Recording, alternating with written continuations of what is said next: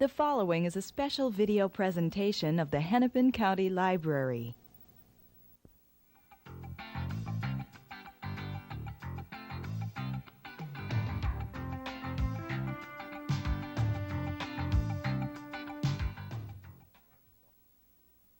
Hello, my name is Tom O'Neill, and I'd like to welcome you to a discussion with Graham Hancock, and is author of the new book, Fingerprints of the Gods. Graham, I found your book interesting, and it gives a completely different picture of the history of mankind. How did you become interested in this topic? I've spent the last 20 years traveling around the world, and I feel very privileged to have done so, visiting many ancient archaeological sites. And it gradually became apparent to me that the picture that I was being given of some of these archaeological sites by the professional historians and academics didn't quite fit with what I was seeing in front of me. And as I extended this into readings of ancient mythology, I became more and more convinced that something was wrong. And I decided to apply my skills as an investigative researcher into looking again at the past of mankind, to see whether there was something else there which the historians hadn't picked up. And what I've ended up concluding on the basis not only of my own work, but also of the work of many other people around the world who are equally dissatisfied with the conventional view of history, is that there's been a huge forgotten episode in human history, that in fact we're a species with amnesia, and that a great lost civilization lies way back in our own past, and that we really do need to recover our memory of that lost episode. How long did it take you to do the research and to write this book? Well, in a sense, the research of the book is a life's work. I've been gathering information on this subject for many years, but as a focused piece of research, round about 3 to 4 years, and a year of solid writing at my desk. And it's very much a mixture of pragmatic field research, travels in places like Bolivia, the high Andes, Peru, Mexico, and Egypt. Egypt being the single most important location where we can recover evidence of this lost civilization, because it's there that the survivors of this great lost civilization left the most detailed traces of their presence.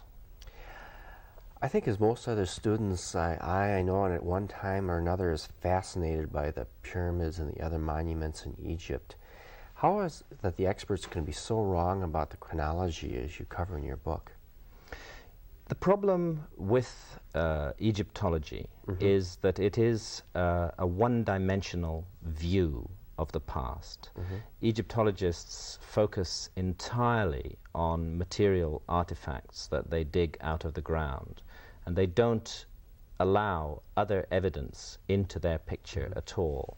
But to understand a complex ancient civilization like Egypt, it's necessary to look at it from many different points of view, and it's also necessary to shed all your preconceptions and simply to confront the evidence at face value. I've actually met many Egyptologists, and others have put this down in print, who state that they know more about the ancient history of the ancient Egyptians than the ancient Egyptians did themselves.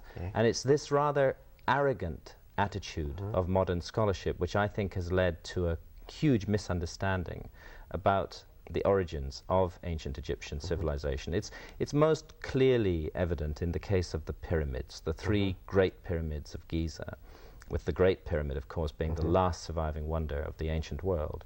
There's an Egyptological fixation that these monuments are tombs, because other pyramids in Egypt have been demonstrated to be tombs. But in fact, there's not a single shred of evidence which supports the view that the 3 great pyramids at Giza were ever built as tombs. Not one single body of any pharaoh has ever been found inside them. And furthermore, the monuments are completely anonymous and uninscribed, so there's nothing written on them that tells us what they are. It's just the opinions of a group of Egyptologists which have gradually, by some sort of magical alchemical process, transformed themselves into fact, quote unquote. And so anybody who opens an encyclopedia today and looks up the Great Pyramid of Egypt will be told that it's a tomb. But there is no evidence for that whatsoever. Now let's consider this extraordinary monument. It weighs 6 million tons. It stands exactly astride latitude 30, 1/3 of the way between the North Pole and the equator. It's perfectly oriented due north, south, east, and west. You know, a few weeks ago, I was in the Greenwich Observatory in London, which marks the Greenwich Meridian, the main north-south line on our planet. And the Greenwich Observatory is supposed to be the best aligned building in the Western world. It is 9/60ths of a single degree off true north. The architects couldn't get it quite to true north. The Great Pyramid, weighing 6 million tons, is just 3/60ths of a single degree off true north. Now I ask you this. If you're a pharaoh building a tomb, why do you need to align it so perfectly to due north? Most people don't even know where north is. And certainly the monument could be 3 or 6 or even 10 degrees off due north without anybody knowing the difference. And if its function was just to be a tomb, then there's no reason for this alignment. The alignment is astonishingly precise, and the precision begs many questions as to why they should set out to create these precise monuments. So these kind of questions, because Egyptologists don't want to get into engineering and architectural issues, but simply want to concentrate on the dust at their feet, are just never raised. Another thing that's never raised is the astronomical aspect of these monuments. To align a monument so perfectly to north, south, east, and west requires advanced astronomy. It takes astronomical sightings to create those alignments. And if we start looking at the Great Pyramids of Egypt from an astronomical point of view, we immediately start learning things about them that begin to shed doubt on the Egyptological picture. I've been working with astronomers on this subject, and it turns out that the 3 Great Pyramids of Egypt actually form a star map. They represent the 3 stars of Orion's belt, of the constellation of Orion. The pattern that the stars of the Orion's belt occupy in the sky is the pattern that the pyramids have on the ground. Now here's the interesting thing. The positions of the stars in the skies change down the epochs very, very slowly. This is caused by a wobble on the axis of the Earth, and that wobble is called precession, and it's a very slow cyclical process that takes almost 26,000 years to complete. From the point of view of the viewer on Earth, the result is that the positions of the stars in the skies gradually change. Because this process is regular and predictable, with modern computers, we can reconstruct what the ancient skies looked like over any part of the Earth we care to mention in any epoch. Anybody with a PC can do this today. And when you apply this aspect of study to the Great Pyramids, you discover something quite staggering. It's not just that they're a map of the 3 stars of Orion's belt, but they're a map of the 3 stars of Orion's belt not in 2500 BC, when Egyptologists say the pyramids were built, but in 10,500 BC. So it's as though those ancient pyramid builders were trying to specify a date by using the one true clock of our planet, which is the positions of the stars as viewed in the skies. And just in case anybody thinks that's a strange way to do these things, it's been done in the United States. The Hoover Dam also incorporates a star map. The architect of that dam wanted to find a way to memorialize forever the date on which the dam was completed. Even if our civilization vanished and our calendar system was lost, some future scientific, astronomically minded civilization would be able to work out the date, because he incorporated a star map into the architecture, froze the skies, as it were, above the Hoover Dam at the moment of completion. And this is what they seem to have done in Egypt as well. So as soon as you bring in these new sciences like astronomy, you start getting a different picture about the pyramids. And it's the same is true with the Sphinx. There, instead of astronomy, it's geology that sheds light on the mystery of the antiquity of that monument. Okay. The early part of the early 1900s, didn't they change their dates on the pyramids, the building? Well, yes. I mean, Egyptologists are constantly changing the dates. I don't want to sound like somebody who's just constantly knocking Egyptologists down. Egyptologists have done a fantastic job, and they've created a huge database of knowledge about Egypt, which is the result of years of painstaking study and research. And on that database, I myself and others who are working in this field have drawn liberally. But the fact of the matter is that they do have a very narrow and focused approach, and this leads to a shortness of view as to what the overall picture may be. There seems to be fashions operate in Egyptology. For a certain period, they consider that the monuments are such and such an age. Then somebody, a particularly venerable scholar, comes along, put forward a new idea, and they change their minds. And the reason that there's all this changing of mind is because there just isn't enough evidence, really, to go on. And that's why we need new sciences to understand these things. I mentioned a moment ago the geology of the Sphinx. Again, the Great Sphinx is supposed to be dated to 2500 BC. In fact, it's recently been studied by geologists from Boston University, Professor Robert Schoch, a leading specialist in the weathering of limestone, and John Anthony West.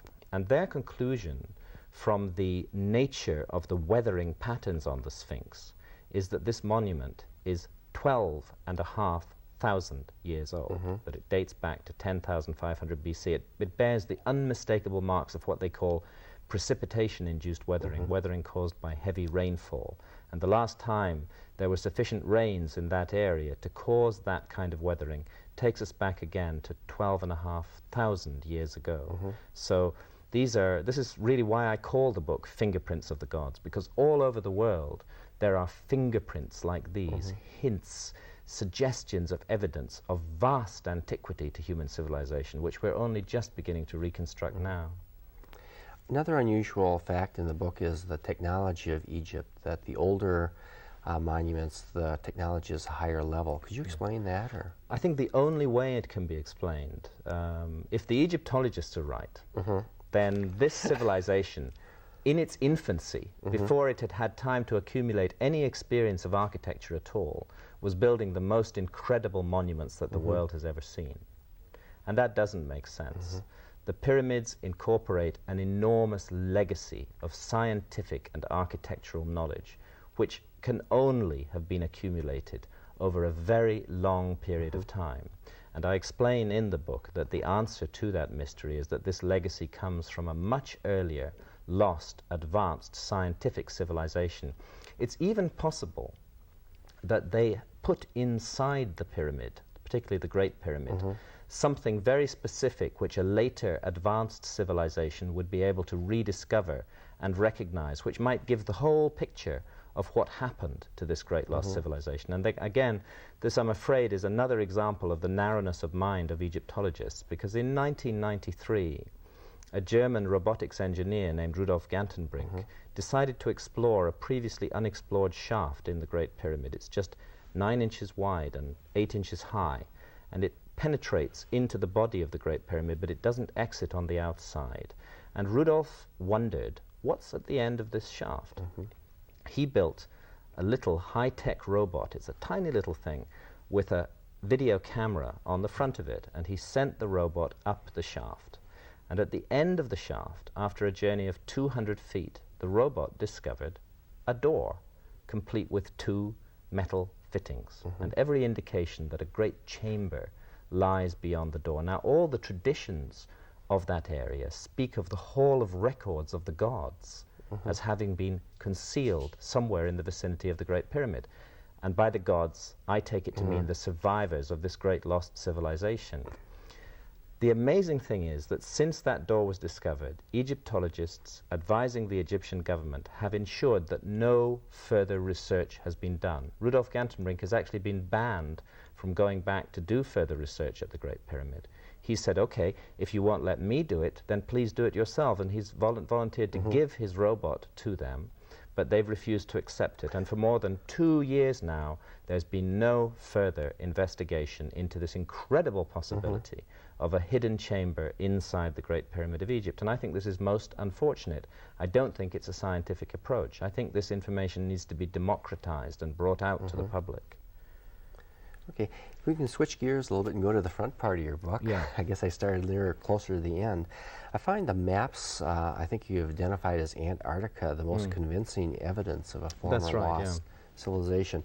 Would you review that area a little bit? Yes, this is another one of the strange and mysterious legacies that has come down to us from long, long ago. There's a whole category of ancient maps, very ancient maps, which show the world as no ancient mapmaker should ever have been able to see it, and which incorporate, again, scientific precision in the making of the maps. And quite a lot of these maps appear to focus in particular on Antarctica.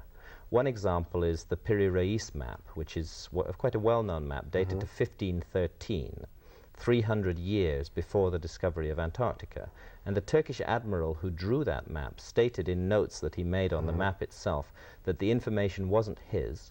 The information was based on more than 20 earlier source maps, some of which went back to before the time of Christ and came from ancient Egypt. So goodness knows where those maps came from originally. Perhaps they were stored in the lost library of Alexandria, which was burnt down in Roman times.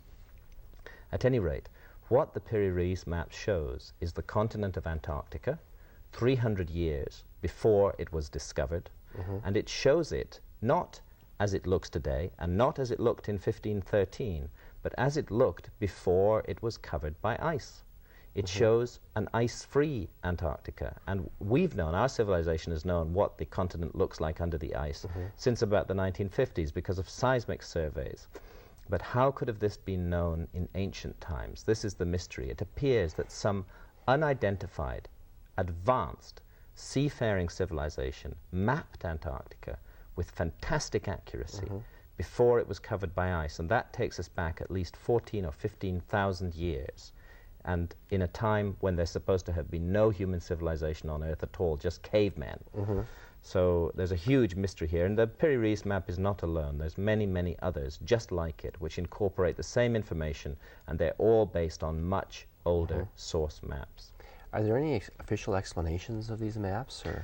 In all cases, the official response is it's just a coincidence. This is how all this anomalous, puzzling information is dismissed by scholars, is to say it's just a coincidence. It's just a coincidence that these maps have come down. It's just a coincidence that the Great Pyramid stands exactly 1/3 of the way between the North Pole and the equator. It's just a coincidence. You know, this is the thing that they keep on saying. It's just a coincidence that it's perfectly aligned to due north. I'm afraid what I've tried to show in the book is that there's far too many of these anomalies for it just to be a coincidence. What it all goes back to is a lost civilization which had the knowledge and the ability to do these things, and which was wiped out in the gigantic global cataclysm at the end of the last ice age. I think that leads into the next question, your theory of lithosphere movement that caused the ice ages and the catastrophes. Could you go over that for us? Right. Well, like so much else in the book, it isn't my theory. One of the things that I've done, and one of the functions that I fulfill as an author in this book, is to report the work of many different people around the world who've been chipping away at this problem for a long time. Back in the 1950s, an American professor, a man well ahead of his time, called Charles Hapgood, advanced an extremely interesting geological theory. And at the time, he received a strong endorsement for his theory from Albert Einstein, one of the greatest minds of our century. Einstein looked at it from the point of view of the physics of the theory, and he said, hey, this is right. This makes sense of everything. Broadly speaking, I'll try and simplify it. What it is this. We live on a planet. The planet is 8,000 miles thick, and on the outside of the planet is a thin outer crust, what they call the lithosphere, the crust of the Earth. That's what we all live on, and it's just 30 miles thick, and it floats on a kind of lubricating layer underneath, going down into the core of the Earth. According to the Hapgood-Einstein Earth crust displacement theory, from time to time, the entire outer crust of the Earth can move in one piece around the core, like the loose skin of an orange moving around the fruit. And when it does so, land that was situated close to one or other of the poles, and thus was heavily covered by ice, is shifted into warmer latitudes, and the ice begins to melt.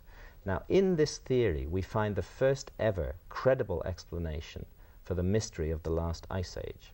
Most everybody knows that North America was once a continent covered by ice. In fact, there were 6 million square miles of ice, more than 2 miles thick, covering North America as far south as the Mississippi Delta, almost into the tropics. This has never been explained by geologists. Earth crust displacement explains it. It says the reason the ice was there was very simple. The landmass of North America was much closer to the North Pole than it is today. It was in polar latitudes, and naturally there was ice on it. Then a displacement of the crust moved it down into warmer latitudes. And we're not talking about some gentle motion or slow-acting climate change here. We're talking about a cataclysm on a global scale. It affects the whole Earth, and it shoves that ice mass south into warmer latitudes, and all the ice melts. And this is exactly what happened. We had a huge ice mass on North America. It was stable for tens of thousands of years, and the geological record shows that it all melted within just 2,000 years. Sea levels went up by hundreds of feet, and huge numbers of animal species were rendered extinct all around the world. At the same time, on the southern end of the Earth, a vast continent that had previously been outside the Antarctic Circle was shoved dead center into the Antarctic Circle, and that continent is Antarctica, and it's now covered by 2-mile thick ice. And the suggestion is that the place that was the homeland of this lost civilization may have been Antarctica, which previously was in warmer latitudes. And the reason why we don't find more than just the fingerprints of the lost civilization, the reason why we don't find the body, as it were, is because it's lying under 2 miles of ice at the South Pole. You also mentioned these civilizers, possibly from Antarctica, visiting South America. Would you go over that for us a bit? All around the world, traditions have been maintained of strangers who came in a time of darkness and turmoil after some great disaster, bringing the gifts of civilization to a shattered and demoralized primitive people. We find this tradition in Egypt. We find it in Peru and Bolivia. We find it in Mexico and in almost every country of the world. And these people are described as tall and bearded, who came from across the seas on boats that moved by themselves without paddles, and they're remembered as the gods. I'm suggesting that all these memories tied up in ancient myths are memories of real events. These were the survivors of this great lost civilization, and they settled in other parts of the world, and they tried to keep the light of knowledge burning. They tried to restore civilization, and in some places they were more successful than they were in others, and Egypt is the one place where they really managed to leave a powerful legacy that no reversion to barbarism has ever been able to destroy, and it's still there, and all it takes is for us to open our eyes and look and see, and we'll find it staring us in the face. We also find huge monuments in South America also. And what is the size of these stones that they put? Well, one of the most extraordinary sites, I regard it as the New World counterpart of Giza, of the Great Pyramids. One of the most extraordinary sites is Tiwanaku in Bolivia in the high Andes, 12,500 feet above sea level in the area of Lake Titicaca. There is this extraordinary city, and nobody knows who built it, and nobody knows when it was built, and nobody knows why it was built, and nobody has any idea how it was built. But one thing's for sure, they were building with blocks of stone that weighed as much as 400 tons. A 400-ton stone block is equivalent in layman's terms to, say, 600 or 700 family-sized automobiles per block. We only have 2 cranes in the world today that can pick 200-ton loads. This ancient civilization, as yet unidentified by historians, had the technology to lift 400-ton blocks with ease, as though they were as light as feathers, and manipulate them and build them into huge, colossal structures.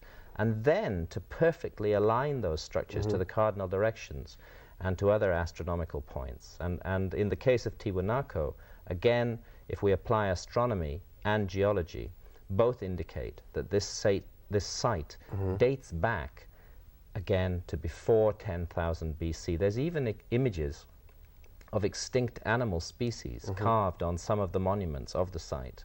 We have photographs in the book which show some of these species. For example, elephants carved on the Gateway of the Sun at Tiwanaku. There haven't been elephants in the New World for thousands of years, and the last time there was an elephant species in that area was before 10,000 BC.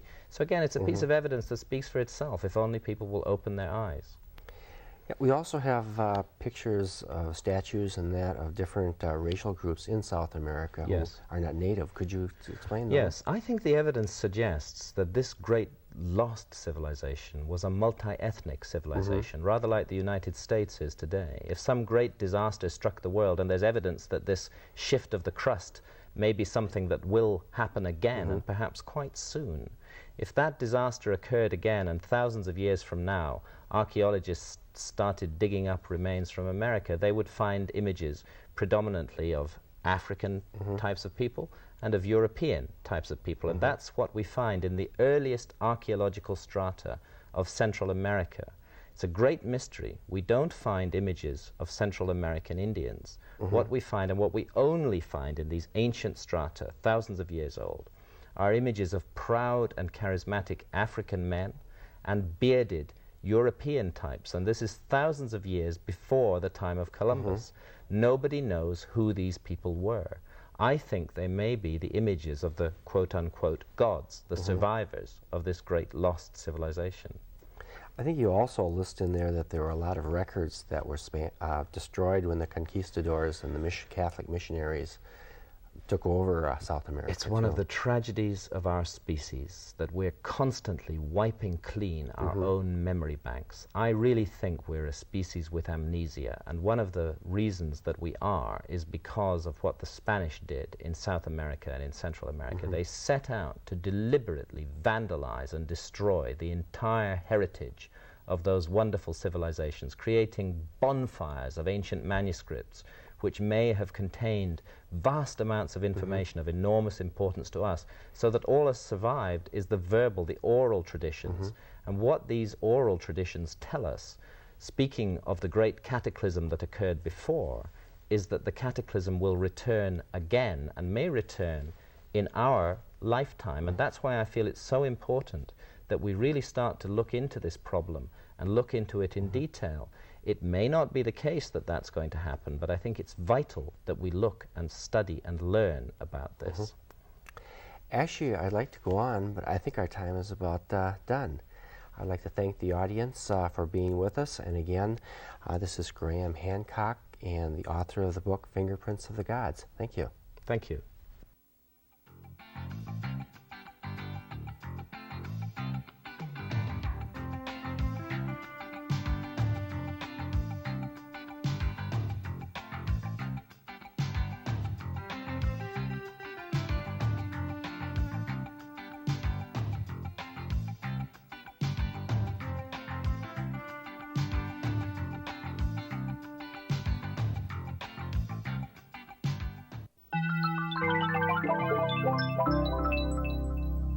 A presentation of the Hennepin County Library.